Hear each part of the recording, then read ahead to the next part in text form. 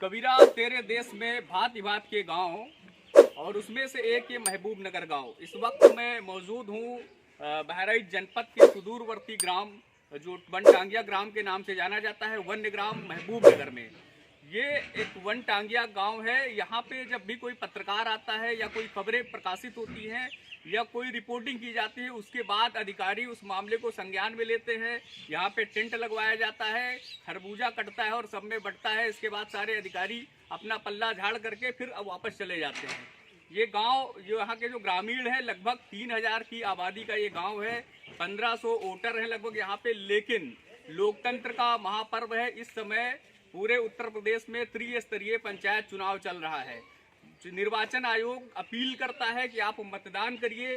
उत्तर प्रदेश की सरकार अपील करती है कि ज़्यादा से ज़्यादा आप मतदान करिए। और भारत सरकार का निर्वाचन आयोग भी ये अपील करता है कि आप ज़्यादा से ज़्यादा मतदान करिए। लेकिन इस लोकतंत्र के महापर्व में आहुति डालने का अधिकार इस ग्रामवासियों को, यहाँ के ग्रामवासियों को नहीं मिलता है, क्योंकि इनके साथ छल किया जाता है, प्रपंच किया जाता है और एक षड्यंत्र किया जाता है। यहाँ पे विधानसभा चुनाव में लोगों को मत डालने का अधिकार मिलता है। लोकसभा विधानसभा में इसलिए मिलता है क्योंकि माननीय विधायक जी विधानसभा में बैठते हैं, वो रणनीति बनाते हैं, नीति निर्गत सिद्धांत बनाते हैं। और लोकसभा में भी इन लोगों को वोट डालने का अधिकार इसलिए मिलता है क्योंकि वो उच्च सदन में बैठ करके माननीय सांसद जी वहाँ नियम और कानून को निर्गत करते हैं। लेकिन जब त्रिस्तरीय पंचायत चुनाव की बात आती है, जब प्रधानी की बात आती है, क्षेत्र पंचायत और जिला पंचायत की जब बात आती है, तो इन लोगों को अपने मत डालने के अधिकार से वंचित कर दिया जाता है। आज मैं महबूब नगर गांव में हूं, जो वनटांगिया गांव है। वनटांगिया गांव के इतिहास के बारे में हम यहीं के ग्रामीणों से जानने का प्रयास करेंगे कि आखिर इन्हें किन किन मूलभूत सुविधाओं का लाभ मिलता है। और सबसे बड़ी बात तो ये है कि मात्र यहाँ से 15 किलोमीटर की दूरी पे बहराइच जो मीनपुरा ब्लॉक है, ये वनटांगिया ग्राम है। बहराइच जनपद में 1387 राजस्व ग्राम है और 14 ब्लॉक है। हद तो तब हो गई जब मैंने बहराइच जनपद की वेबसाइट को खंगालना चाहा तो बहराइच के ये भारत ऑक्युपाइड महबूब नगर गांव है, क्योंकि इसका जो उल्लेख बहराइच जनपद की वेबसाइट पे भी नहीं है। ये भारत में गांव तो है, लेकिन भारत के मानचित्र में और बहराइच जनपद के मानचित्र में इस गांव का कहीं भी कोई अस्तित्व हमें दिखाई नहीं देता है। यहाँ के ग्रामीणों से हम जानेंगे कि आखिर उन्हें किन किन योजनाओं का लाभ मिलता है और उनकी तकलीफें क्या है, दर्द क्या है, उनके साथ किस प्रकार से छलावा, षड्यंत्र और प्रपंच किया जाता है। बाबा जी नमस्ते, स्वागत है। ये बताइए कौन सा गांव है ये महबूब नगर गाँव। अच्छा, ये बताइए यहाँ कितनी पीढ़ियाँ, आपकी कितनी कौन सी पीढ़ी है ये हमारी चौथी पीढ़ी है। चौथी पीढ़ी। ये वनटांगिया गांव इसको बोलते हैं। वनटांगिया गांव का इतिहास क्या रहा है, क्यों इसको वनटांगिया गांव कहा जाता है? ये यहाँ अंग्रेजों के टाइम में हम लोगों को रेवन्यू से लाकर यहाँ बसाया गया था, हमारे बाबा लोग को बसाया गया था। और ये जंगल का लोग काम करते थे और जंगल के आसामी गिने जाते थे। लेकिन अब हम लोगों को जैसे राजस्व की सुविधाएं मिलती है, हम लोगों को नहीं मिलती हैं। देश तो आज़ाद हो गया, लेकिन हम लोगों को भी अंग्रेजी का शासन हमको मालूम पड़ता है। भारत में जब ईस्ट इंडिया कंपनी आई थी तो यहाँ पे अंग्रेज इमारती लकड़ियों को लेने के लिए इन लोगों को लाते थे और इसके बाद इनको यहीं पे बसा दिया गया था। लेकिन बाबा जी का कहना है, जो बुजुर्ग है, पिता तुल्य है, इनका कहना है कि भारत देश तो आज़ाद हो गया है, लेकिन आज भी ये लोग गुलाम हैं। क्यों, कैसा आपको लगता है? हम लोग आज भी गुलाम हैं, जैसे अंग्रेजों के टाइम में थे वैसे आज भी हैं। हम लोगों को कोई सुविधा नहीं मिलती है। कौन सी सुविधा, कैसे नहीं? जैसे हमारे गांव में बहुत गरीब ऐसे आदमी बसे जिनके छप्पर झोपड़ी भी नहीं है, लेकिन उनको घर बनाने के लिए नहीं मिला है। आवास मिलता है यहाँ पे? आवास नहीं मिलता है। क्यों नहीं मिलता है आवास, क्या कारण? सरकार नहीं दे रही है। हम लोगों को ग्राम सभा में नहीं रखा गया है, प्रधानी का वोट देने के लिए अधिकार नहीं है हमारा। आप बताइए बाबा, वनटांगिया गांव का क्या इतिहास है? वनटांगिया गांव का इतिहास ये है कि हमारे पूर्वजों को पहले वन विभाग वालों ने लाकर यहाँ बसाया था। टांगिया का काम लिया। टांगिया का काम होने के बाद गुजारा में कुछ ज़मीन दी गई यहाँ पे, उसी में हम लोग गुजारा कर रहे हैं। हमारा गांव पहले 1947 में जब देश आज़ाद हुआ तब गांव सभा में घोषित हुआ।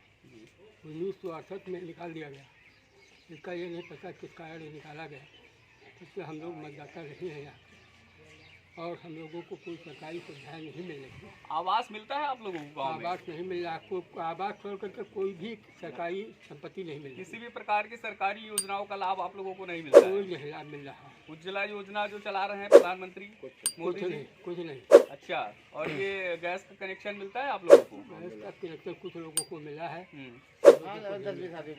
ये बताइए आप लोगों को मतलब राशन कैसे मिलता है? जब ये वन्य ग्राम है तो कैसे वोट डालने का तो अधिकार मिलता नहीं आप लोगों को, राशन वगैरह कैसे मिलता है? राशन सर कार्ड कुछ बने थे जी, तो उसे राशन मिलता है और राशन सब ग्राम सभा का बढ़ जाता है, महबूब नगर का सबसे पीछे बढ़ता है, उसमें 100 आदमी 50 आदमी पा जाते हैं और कहते हैं कि महबूब नगर बढ़ गया हो गया। मतलब आपके कहने का मतलब ये है कि इस गांव को बिल्कुल एकदम दबा कुचला गांव माना जाता है। जब वो अपने गांव ग्राम सभा में राशन बांट लेते हैं, हाँ। इसके बाद में यदि बचा तो आपको दिया, नहीं बचा तो कोई बात नहीं। कोई बात नहीं।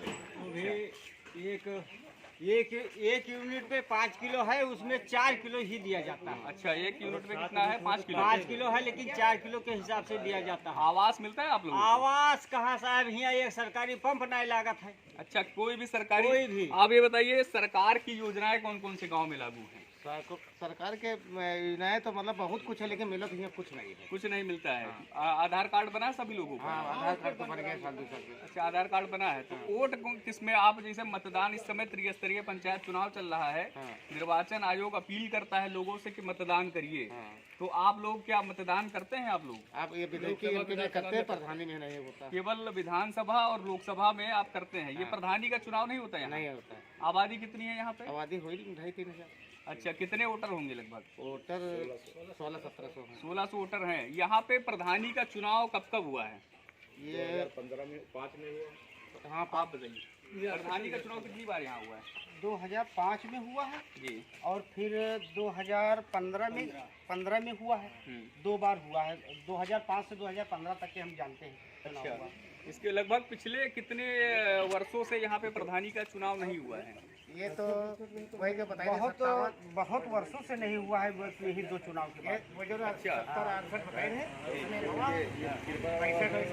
यहाँ पे प्रधान हुआ करते थे एक वल्लाल जी बनग्राम के पहले, 68 के पहले। अच्छा, आप ये बताइए कि सरकारी योजनाओं का लाभ कोई मिलता है इस गाँव वासियों को? केवल राशन कार्ड है जी, और कोई लाभ नहीं है। और प्रधानमंत्री सड़क योजना बन गई, जो सड़क है जी, और स्कूल है। तो आज़ादी के 70 वर्ष बीत गए हैं, भारत जो है चांद पे जा रहा है, मंगल ग्रह पे जा रहा है, लेकिन आज एक ऐसा गांव ये भी है कि मतलब लोगों को सरकारी योजनाओं का भी लाभ नहीं मिलता है। उस सरकारी योजनाओं को तो छोड़ दीजिए, हमारे यहाँ मृत्यु प्रमाण पत्र जो बनवाने के लिए है, उसको हम लोग ब्लॉक में जाके सेक्रेटरी से, बीडीओ से और यहाँ तक कि तहसील एसडीएम के पास, वो कह रहे हैं अदालत जाओ, तुम्हारा यहाँ कुछ नहीं है, ये नहीं बन पाएगा मृत्यु प्रमाण पत्र। इसलिए हम लोग दर दर की ठोकर खाते हैं मृत्यु प्रमाण पत्र के लिए। केवल परिवार रजिस्टर नकल कैसे बनता है? परिवार रजिस्टर नकल है ही नहीं। नहीं है? नहीं है। तो आप लोग जब जाते हैं तो अधिकारी क्या कहते हैं? वो कहते हैं कि तुम्हारा गांव वन विभाग में है, यहाँ पे कुछ नहीं है। मतलब ये गांव भारत में तो है, भारत के मानचित्र में नहीं है और भारत के कहीं भी किसी विकास के कोने में नहीं है। जी, और वो कह रहे हैं कि जाओ रेंजरी को रेंजर साहब बना के देंगे। रेंजरी को जब जाओ बनवाने के लिए, हमारे यहाँ कुछ नहीं है, सब मैंने राजस्व को दे दिया है, वो ब्लॉक में जाओ तुम। अच्छा, मैंने सुना है कि इसको राजस्व ग्राम का दर्जा मुख्यमंत्री योगी आदित्यनाथ जी ने दे दिया है। जी, 2013 में हमें क्या मामला क्या है ये गए थे हमारे गांव के योगी जी के पास भी, जी, तो उन्होंने बताया है, वो बताए हैं या फिर उनके कोई अधिकारी बताया है कि 2013 में जितने राजस्व ग्राम हैं बनतांगिया ग्राम, वो राजस्व कर दिए गए हैं। अब ये निचले स्तर पे फंसे हुए हैं, कहाँ फंसे हुए हैं ये नहीं, तो इसके लिए आप लोग क्या प्रयास कर रहे हैं? कभी अधिकारियों के पास जाते हैं? गए हैं, डीएम के पास ज्ञापन दिए हैं, एसडीएम के पास ज्ञापन दिए हैं। एक बार एसडीएम को तो घेराव भी किए हैं हम लोग, लेकिन वो सब कुछ कह रहे हैं कि जब तक ये राजस्व ग्राम नहीं होगा तब तक ये यहाँ पे कुछ नहीं हो पाएगा। 2018 में उत्तर प्रदेश के मुख्यमंत्री योगी आदित्यनाथ जी ने इस गांव को राजस्व ग्राम का दर्जा दे दिया था, लेकिन अधिकारियों की उदासीनता की वजह से, उदासीन रवैये की वजह से ग्रामीणों को किसी भी प्रकार की सरकारी योजनाओं का लाभ नहीं मिल पाता है। यही बगल में 60 किलोमीटर की दूरी पे जिलाधिकारी महोदय बैठते हैं, सीडीओ साहब वहाँ बैठते हैं। वहीं पे 15 किलोमीटर की दूरी पे यहाँ पे ब्लॉक है, जहाँ पे बीडीओ साहब, एडीओ साहब और सभी सचिव यहाँ पे बैठते हैं। इन लोगों को जो है प्रमाण पत्र बनवाने के लिए दर दर की ठोकरें खानी पड़ती हैं और जो है इधर उधर अधिकारियों के चक्कर काटने पड़ते हैं। पिछली बार इस ग्राम सभा में मैं आया था तो यहाँ पे एक चौपाल लगाई गई थी सीडीओ साहब की। तो चौपाल में क्या हुआ, क्या आश्वासन मिला था आप लोगों को? सीडीओ साहब ने कहा था कि यहाँ हो जाएगा, हमको 75 साल का रिकॉर्ड दीजिए। तो हमारे एक जंग हिंदुस्तानी है, उन्होंने कहा ठीक है हम 75 साल का रिकॉर्ड दे रहे हैं, और उन्होंने 75 साल का रिकॉर्ड दिया है। ये 100 साल का गांव बसाया हुआ है, 1919 में गांव बसाया गया था। अच्छा। और ये 1935 में ये कुआं बनाया गया था। अच्छा। और 1965 में ये कहना था स्कूल बना है। अच्छा। लेकिन फिर भी इतना कुछ होते हुए भी हमारे गांव को कोई सुविधा नहीं है।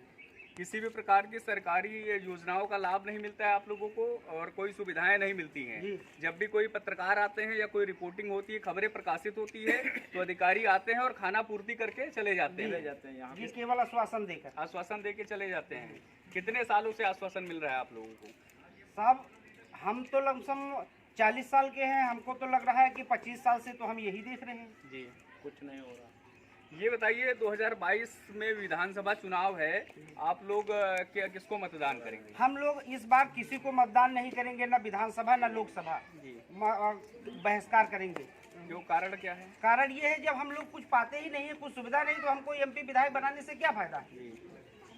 नहीं तो मेरे समझ में एक बात नहीं आई कि आप विधानसभा चुनाव में आपको मत डालने का अधिकार है, लोकसभा चुनाव में आप लोगों को मत डालने का अधिकार है, लेकिन ये जो पंचायत चुनाव है इसमें आप लोग मत क्यों नहीं डाल पाते? इसका क्या कारण है? इसका कारण क्या है वो बता रहे हैं, राजस्व ग्राम में नहीं है, हम राजस्व ग्राम के नहीं है तो हम ग्राम सभा में नहीं है। तो राजस्व ग्राम में नहीं है तो लोकसभा और विधानसभा का चुनाव फिर कैसे हो जाता है? जी अब ये तो हम लोग नहीं जान पाते, बस केवल आते हैं बताते हैं कि हाँ आपका चुनाव आ गया, लोकसभा विधानसभा वाले प्रचार करने आते हैं। और यहाँ बूथ भी है इस स्कूल में। अच्छा। बस वोट डालो और 90% यहाँ भाजपा का बूथ होता है।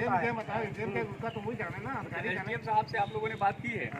आप बताएं, एसडीएम साहब से कभी इस विषय में बात? एसडीएम साहब के पास हम लोग कम से कम 1000 आदमी गए जी। पहले हम एसडीएम साहब के पास गए तो उन्होंने केवल 10 मिनट वैसे उल्टा सीधी बात देखी सुनी, इसके बाद कहा आपका गांव ग्राम सभा में नहीं है, वोट नहीं पड़ पाएगा। इसके बाद हम लोग तो आप लोग एसडीएम साहब से ये मांग नहीं करते हैं कि सर यहाँ पे विधानसभा चुनाव होते हैं तब मत डालने का अधिकार मिल जाता है, लोकसभा चुनाव होते हैं उस समय भी मत डालने का अधिकार मिल जाता है, केवल पंचायत चुनाव में ये ग्रामीणों के साथ में सौतेला व्यवहार क्यों होता है, सौतेला रवैया ये केवल पंचायत चुनाव में क्यों अपनाया जाता है? वो बताते आपका गांव बन ग्राम में, बन तांगिया ग्राम में, ग्राम सभा में नहीं है, इसलिए आपका वोट नहीं पड़ेगा। अच्छा, मतलब ग्राम सभा में नहीं है।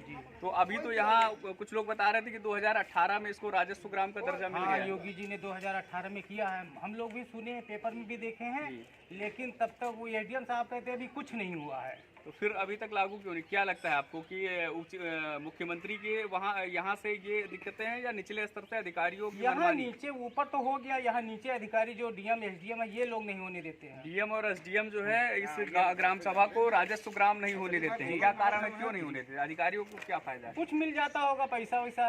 अच्छा चलिए, इस कारण आप हमारे साथ में युवा साथी हैं।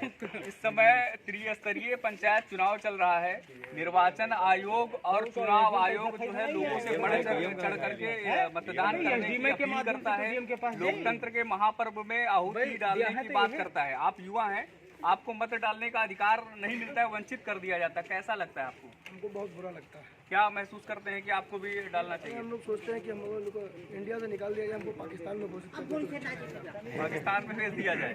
बिल्कुल, जब हम लोग को सुविधा नहीं मिलती है तो हम लोग पाकिस्तान चले जाएं तो इससे अच्छा है। मतलब आपका कहना है कि भारत में, हाँ ये भी बात है, मतलब यहाँ से किसी भी प्रकार की आप लोगों को सुविधाएं नहीं मिलती है, तो हम लोग पाकिस्तान ही नहीं चले तो आपको क्या लगता है, जैसे अभी जो असम और बांग्लादेश के जो शरणार्थी आए हुए हैं, आप लोगों को लगता है कि शरणार्थी भारत में रहते हुए भी यहाँ के शरणार्थी हैं आप लोग?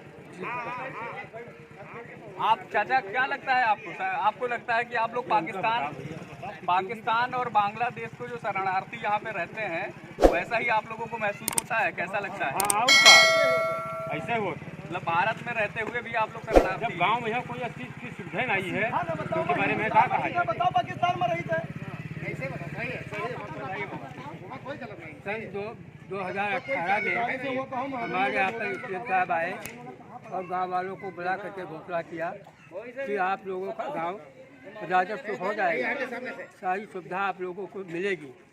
लेकिन तहसीलदार, लेखपाल और ये DFO, SDM, DM सभी लोग आए, यहाँ की आख्या लिए और कम से कम 15 दिन तक हमारे गांव में सर्वे हुआ।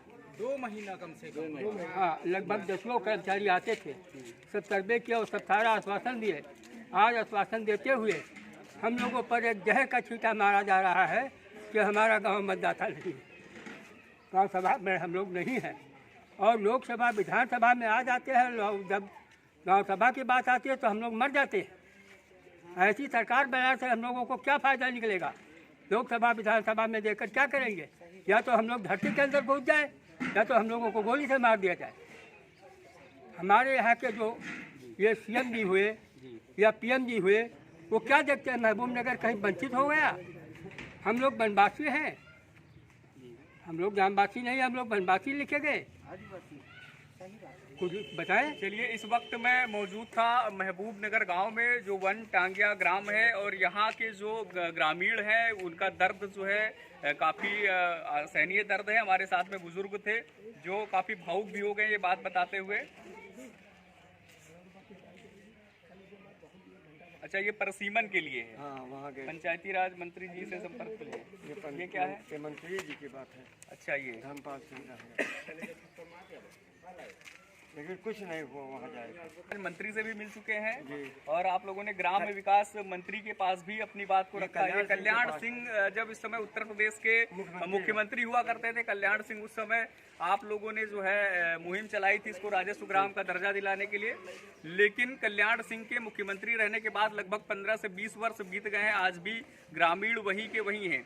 ये महबूब नगर गाँव है, वन टांगिया गाँव है। यहाँ के लोगों को मत डालने का अधिकार नहीं है, मत से वंचित है और किसी भी प्रकार की सरकारी योजनाओं का लाभ यहाँ के लोगों को नहीं मिलता है। मेरा मुख्यमंत्री से अनुरोध है, जिलाधिकारी महोदय से अनुरोध है, CDO साहब से अनुरोध है कि इन ग्रामीणों की समस्याओं को, इनके दर्द को समझें और इनको जो है जल्दी से जल्दी राजस्व ग्राम का दर्जा दे, ताकि पाकिस्तान और बांग्लादेश से आए हुए शरणार्थियों जैसा सौतेला व्यवहार इनके साथ ना किया जाए। धन्यवाद।